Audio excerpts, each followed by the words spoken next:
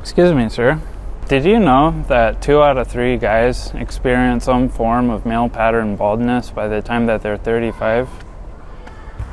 No. Okay, well, maybe you have a friend or a family member that's dealing with hair loss and you don't want the same thing to happen to you? No, I'm good, dude. Okay, but can you just hear me out, please? I need to get this sponsorship, man. I'm trying to get sponsored by Keeps. My channel has been facing some tough times lately. I got bills to pay, my views are going down, my children are starving. My children, please, sir, can you please leave me alone? Can you just take my card then, please? If you go to keeps.com/Defranco, you can get 50% off your first order. Just get a job. All right. Hey guys, it's me, Crab. And today is a very special day because I'm actually gonna be taking the hat off for today's video. And not just because Hassan Piker told me to, although I will be addressing that at a later date, perhaps even today. I don't know, you'll just have to wait and see. The main reason I'm taking the hat off is because it's time for a story, alright? You know, sometimes in life we just gotta tell stories. And today is one of those times. So, in my last news live stream, one of my many viewers asked me, why do I wear the hat all the time? Why are you wearing that hat? Well, because I shaved my head bald yesterday, and it's pretty cold now. So, it just keeps me warm, and I think it looks cool. Nobody said that. Well, nobody said that either. Because I'm not live streaming. So joke's on you. But I don't think I ever really explained why I was bald. And the truth is, you know, the truth of the matter, of the baldness, I just got bad luck. What can I say? You know, I was dealt a hand of cards, and on the cards that they dealt me, they spelled the word bald.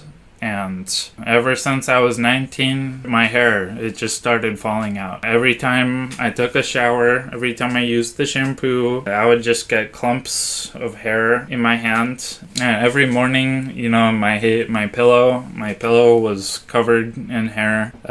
It wasn't very fun. I'll put it that way. But luckily, I was a pretty big fan of Philip Defranco. And I still am. Phil, you know, he's like a father to me. I love watching his show every day. I love just jumping into it. And I really like it when Phil fills me in every single day of the week. And if you watch Phil or any number of YouTubers really, I'm sure you've heard of Keeps. The hair loss company, the one that goes, did you know that 2 out of 3 guys will experience some form of male pattern baldness by the time that they're 35? Or maybe you have that friend or that uncle that's dealing with hair loss, and thanks to the sponsor of today's show, Keeps, you don't have to just sit by and wait for that to happen to you. And when I saw that video, when I saw the commercial, I was like, damn, man, he's talking about me. He's talking about me. Philip Defranco is talking about me. I'm the 3 out of 5 guys. I'm the 3 out of 5 guys that some form of male pattern baldness will experience too. And I don't want to sit down and wait for that to happen to me. I gotta do something about it. I gotta get Keeps. I gotta subscribe to Keeps. But okay, I should probably explain the basics of hair loss treatment for all my non-balding homies out there, because if you are going bald, you've probably looked this stuff up already, and that's the big 2 drugs, the main 2 drugs, the only 2 drugs that are approved by the FDA for hair loss. Finasteride and Minoxidil. And if you go to a doctor and you say, doctor, I think I'm going bald, doctor, he'll say, not to worry, my friend. You can take these drugs. Those are the drugs he'll prescribe you. And that is what Keeps sells as a monthly subscription service. They deliver you those drugs to your door, and they also sell shampoo and conditioner and their own like doctor consulting services. But yeah, on their own website, it says that the Finasteride and Minoxidil are their most popular plan. So when I was 19, I thought about it. I seriously considered Philip Defranco's offer, and I started doing some digging and some thinking. You know, I did some serious thinking, and then after the thinking and the digging and the digging and the thinking, I came to the realization that Keeps is a scam. It's a fucking scam. I mean, what the fuck? I mean, yes, I'm sure their products work as good as any other service. You know, I'm sure it's as good as like Hims or whatever. As long as it's Finasteride and Minoxidil, it doesn't really matter where you get it from. The thing that makes it a scam is when you get down to the pricing, like when you really get down to the pricing of Keeps, even if you use YouTuber codes and even if you sign up for the free month discount for your first 3 months, and then you change your name, you change your phone number, you change your credit card, you change your home address so you can keep signing up to Keeps under different aliases to get the free month discount for your first 3 months to get a free month free. Try saying that 3 times fast. It's $75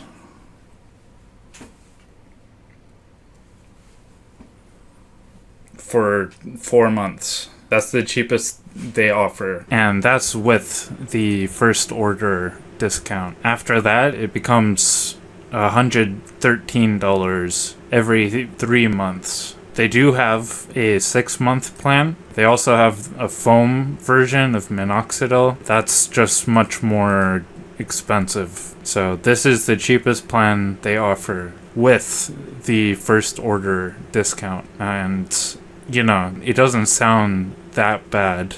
But if you go to GoodRx or just get one of those coupon cards they have at, you know, every pharmacy out there, they have tons of coupons where you can get a 12-month supply of generic Finasteride for $30. And you can just buy a 12-month supply of Minoxidil without a prescription for $50.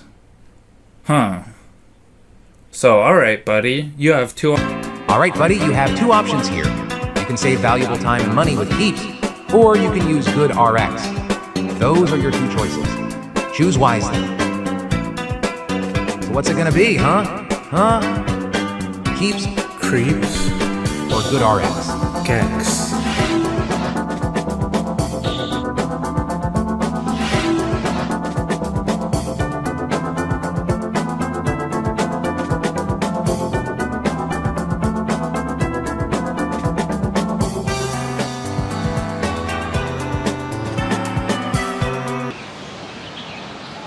But yeah, I eventually started using Minoxidil. I got some at the local Target. You know, I started dropping it on the back of my head because that's where my like bald spot was. Because I liked my hair. You know, I had some pretty cool hair back in the day. But the thing about Minoxidil is, once you start using it, you kind of have to keep using it in order for it to work. Like, you can't just stop using it, otherwise your hair will fall out again. And ironically, at least initially, one of the side effects of Minoxidil is increased hair loss. But that's like all part of the process. Because like what it's doing is it's making your old man hairs fall out, and it's growing new hairs, new better hairs, or something. Basically, you'll have increased hair loss for about 3 months, and only then will you start seeing an improvement. At least that's what happened to me. And, you know, it actually kind of worked. I was using it for about a year. I'll put some before, after pictures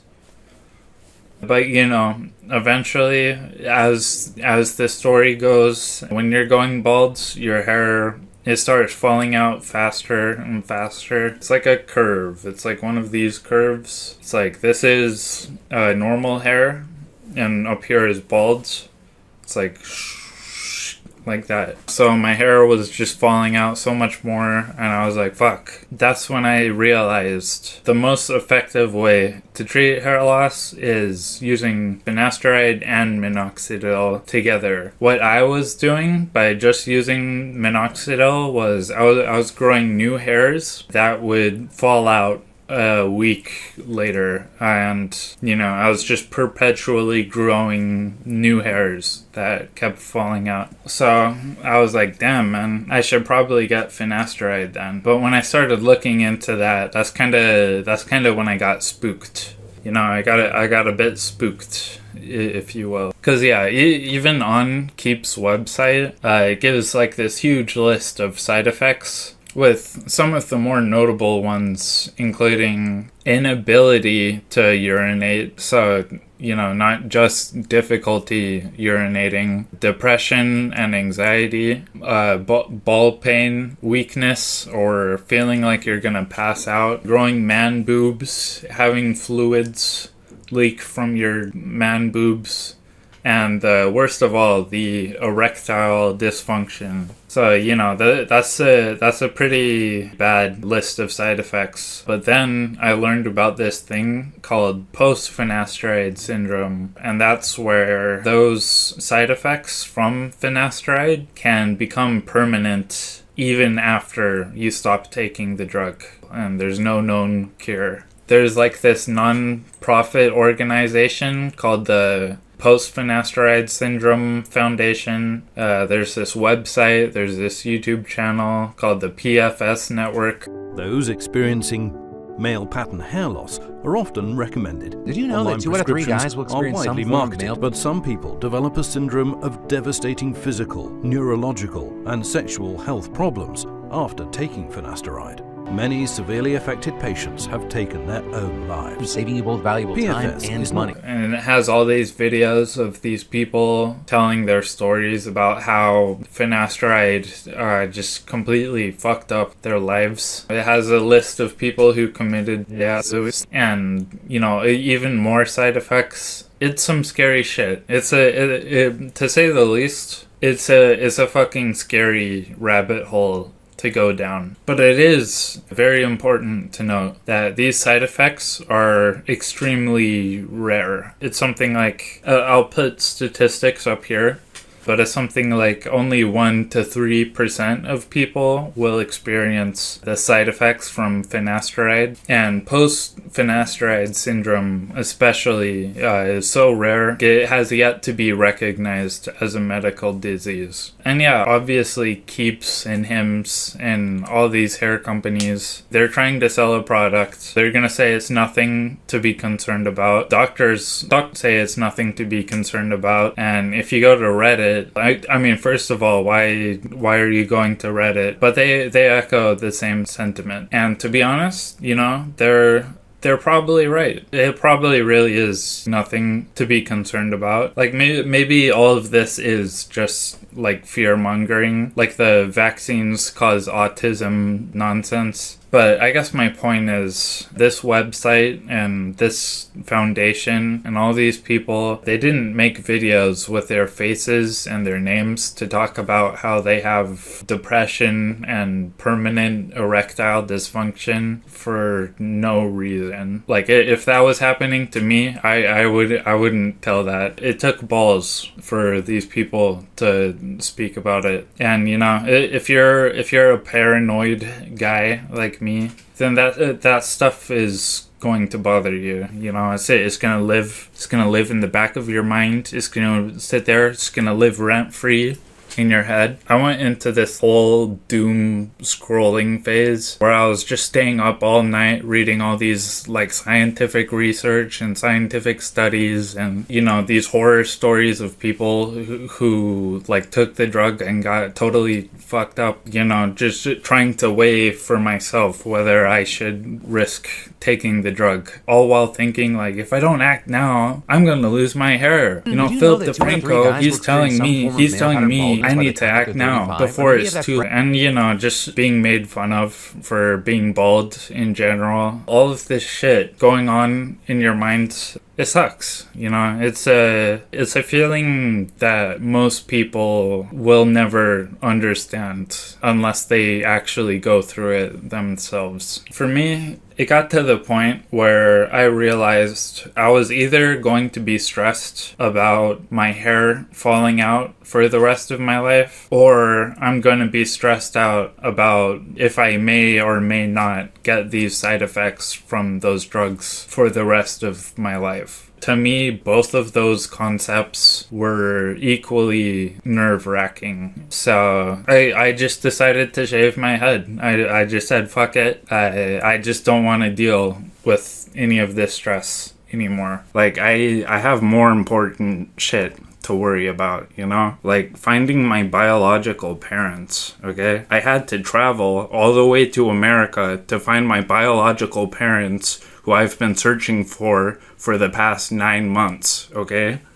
Now, I'm not gonna lie and say going bald instantly made me feel better, because to be honest, like, it takes a while to get used to, you know? Going bald, it's a big adjustment, you know? I don't think I felt comfortable being bald for almost a year. But I'm glad I did, because like right now, I feel way more comfortable and confident being bald than going bald. And if you are going bald, don't take this the wrong way. I'm not like telling you that you should go bald too. I'm just saying it was the right choice for me. Okay? Ultimately, that choice, that's something you're gonna have to decide for yourself. And if you want to recover from hair loss with Finasteride and Minoxidil, you should. It's the only FDA approved treatment out there that's been proven to work, and it does work.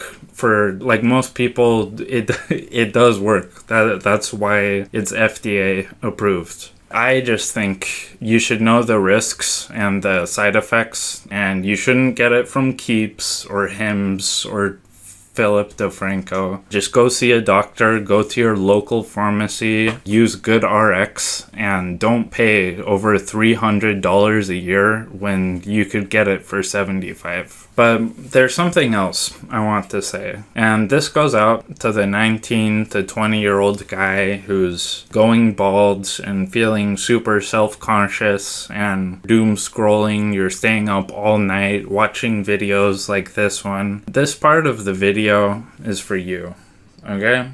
Everyone else, you guys can click off the video now, because I'm talking to you directly here, okay? This is for you.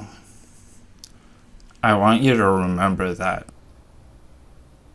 Nobody gives a fuck if you go bald, bro. Ultimately, no one gives a shit. Your friends and your family will probably make fun of you for a few weeks or months. But that's it, you know? That's just what friends do. After that, nobody gives a fuck. Everyone else is too occupied with their own lives to give a shit about whether you personally are going bald. I don't give a fuck either. No, I'm sorry. That was a little harsh.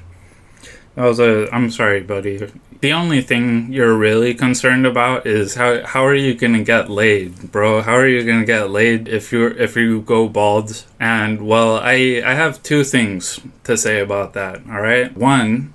Have you heard about this guy called Wings of Redemption? Because he's a pretty interesting fellow. He's this live streamer who's incredibly obese. He's super depressed all the time. His chat bullies and trolls him constantly. Can you please stop, dude? Honestly, can you... he can't get a normal job because of his weight. I mean, the guy can hardly walk. So his podcast friends invited him to live with them, and the idea was to get him to lose weight, and they had this whole series, and they hired a personal trainer. But Wings, he treated all of his friends that tried to help him like shit, to the point where he got kicked out of their podcast. Yes, I suppose we should talk about the elephant in the room. Yeah, so we've decided, it was a group decision, we decided that Wings of Redemption wasn't going to continue with us on the show.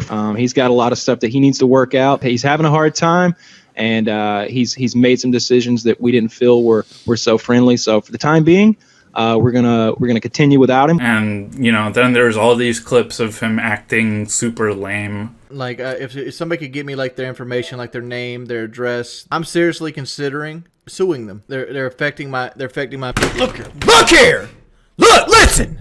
Appearing offline does not fucking stop it. So stop giving fucking advice you know nothing about. I'm banning anybody trying to give me advice. His entire life has been a struggle, to say the least. It really is like this really depressing rabbit hole you can go down. And he broadcasted all of it to the point where multiple people have made full-length documentary videos about him. I'd recommend watching Frederick Nudson's video or Turkey Tom's video, because it's pretty interesting. And I'm not trying to throw any more shade at the guy. The point I want to make is he's bald, but he's also married, and he acts like a fuckwad.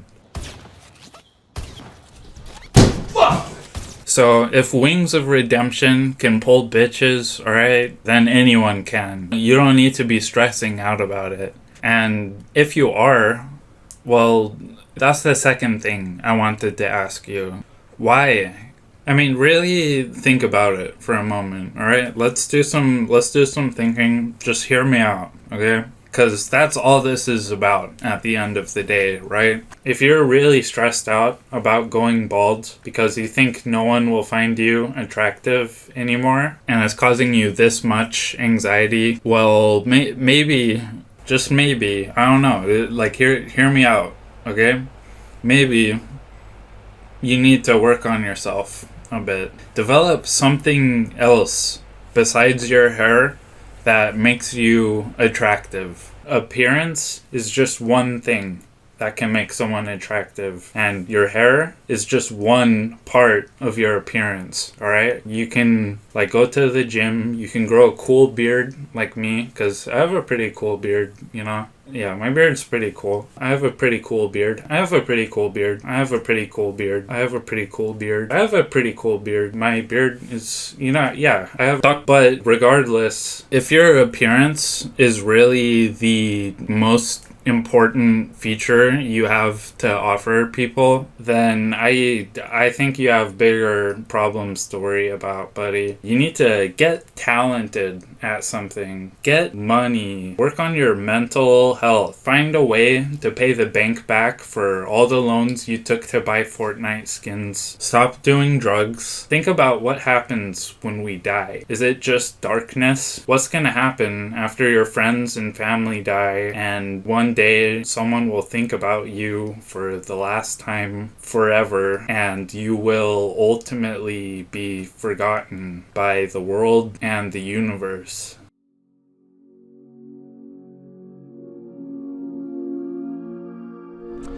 Guys, we live in a capitalist society where if you're struggling to get by and you just need a little bit of help, they won't give it to you. They don't care. Excuse me, sir. My name is David Piker. If you go to keeps.com/Defranco, you can get 50% off your first order. Just get a job.